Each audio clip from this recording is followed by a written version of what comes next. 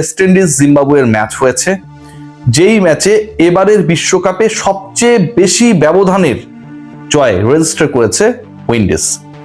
তারপরও যারা এই খেলাটা আমরা ফলো করছিলাম, যারা দেখছিলাম, মোটামুটি প্রত্যেকটা মুহূর্ত যেন অনেক বেশি এক্সাইটমেন্টে ভরা ছিল।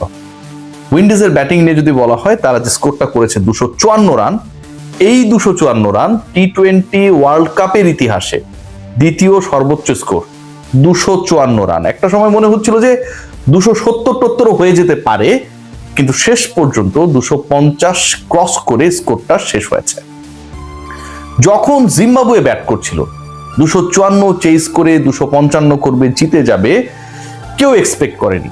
এই ফ্লাইং জিম্বাবুয়ে, এই মাইন্ড ব্লোয়িং জিম্বাবুয়ে আজকে সকল ইকুয়েশনকে, সমীকরণকে ভুল প্রমাণ করে দিয়ে উইন্ডিজকেও হারিয়ে দেবে, সেটা কেউ এক্সপেক্ট করে নাই। তবে লাস্ট উইকেট পার্টনারশিপে, ইনফ্যাক্ট লাস্ট উইকেটের খেলায় ব্রাড ইভান্সের ব্যাটিং সবাইকে বিমোহিত করেছে, রোমাঞ্চিত করেছে, এবং সবাই অপেক্ষায় ছিলেন যে ম্যাচের রেজাল্ট যাই হোক না কেন, ইভান্স যেন ক্রিজে থাকে, আরো যেন বেশি বল পায়, কিভাবে বলের পাওয়ারকে, গতিকে কাজে লাগিয়ে ওভার বাউন্ডারি মারা যায়, সেটার নান্দনিক প্রদর্শনী যেন আরো কিছুক্ষণ আমরা দেখতে পারি।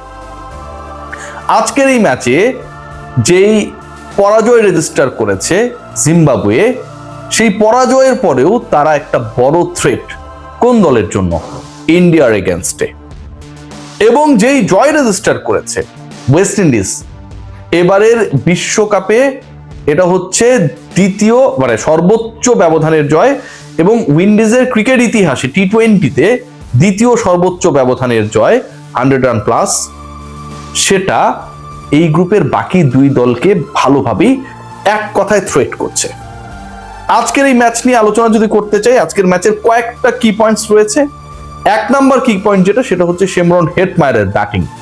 খেলেছেন 34 বল, করেছেন 85 রান, ছক্কা মেরেছেন 7টা, 4 মেরেছেন 7টা, স্ট্রাইক রেট 250, 34 বলে 85, আর 3-4টা বল পেলে সেঞ্চুরি করে ফেলতে পারতেন।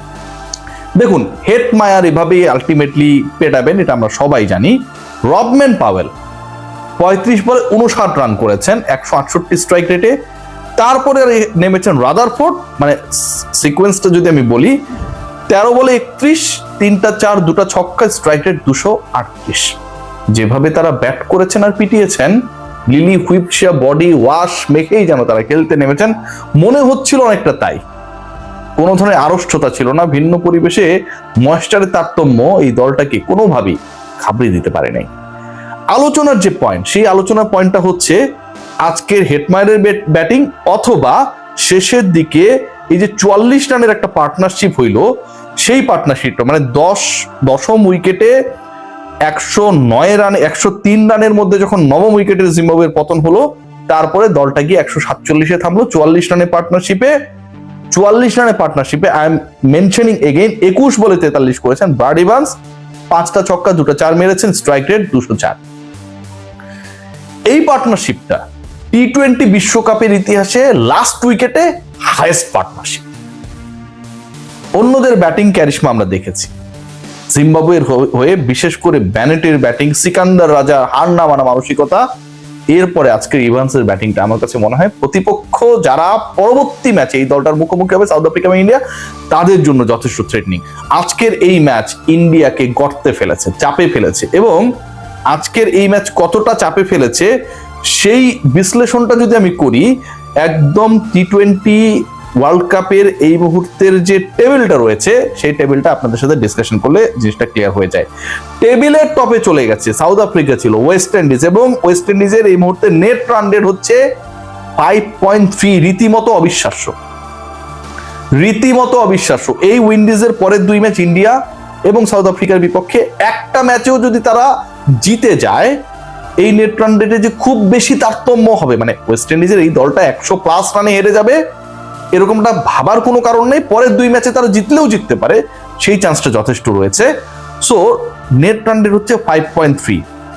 সাউথ আফ্রিকা 2 নম্বরে রয়েছে, গত ম্যাচে তারা ইন্ডিয়াকে হারিয়েছে, এবং ইন্ডিয়া তাদের নেট রান রেট হচ্ছে, যেহেতু এক ম্যাচ খেলেছে হেরেছে, -3.8, সাউথ আফ্রিকার +3.8। সমস্যার জায়গা যেটায়, সমস্যার জায়গা কোনখানটায় দেখুন, ইন্টারেস্টিং পয়েন্ট যেটা, আমরা যদি ফিক্সচার্স এর দিকে যাই, যে ইন্ডিয়ার পরের যে 2 ম্যাচ রয়েছে এই গ্রুপ নিয়ে আলোচনা করতে চাই। একটা হচ্ছে জিম্বাবুয়ের এগেনস্টে ফেব্রুয়ারি 26 তারিখে। ভারত যদি এই ম্যাচে পরাজিত হয়, এবারের বিশ্বকাপ থেকে বিদায়, কোনো আশা দেখার সুযোগ নেই, অনেস্টলি নেই। এই ম্যাচে যদি জিতেও যায় তারা, পরের যে ম্যাচটা তারা খেলবে ওয়েস্ট ইন্ডিজের এগেনস্টে, 52তম ম্যাচ এবারের টুর্নামেন্টে, মার্চের 1 তারিখে, সেই ম্যাচটায় ভারত একটা বড় ধরনের পরীক্ষায় পড়বে। পরের ম্যাচে 26 তারিখে জিম্বাবুয়েকে হারালেও তারপরের ম্যাচেও তাদের জিততে হবে, এবং সেটা ওয়েস্ট ইন্ডিজের বিপক্ষে। এবং এর মাঝখানে যদি ওয়েস্ট ইন্ডিজ সাউথ আফ্রিকাকে হারিয়ে দেয়, তাহলে ওয়েস্ট ইন্ডিজের পয়েন্ট হয়ে যাবে 4, রান রেট আরো বাড়বে।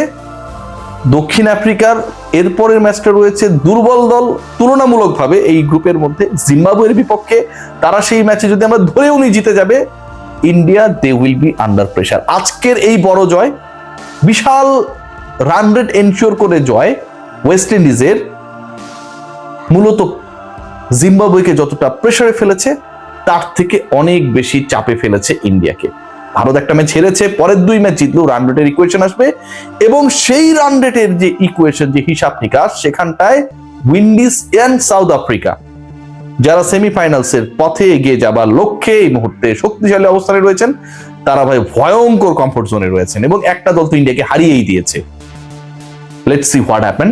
বাট আজকের এই ম্যাচটা আমার কাছে মনে হয় যে যথেষ্ট আনন্দদায়ী ছিল। জিম্বাবুয়ে যেভাবে খেলেছে, প্রত্যাবর্তনের পরের জিম্বাবুয়ের যে বডি ল্যাঙ্গুয়েজ, তাতেও দেখে মনে হইতে পারে যে তারা আসলে লিলি হুইচিয়া বডি ওয়াশ ইউজ করে।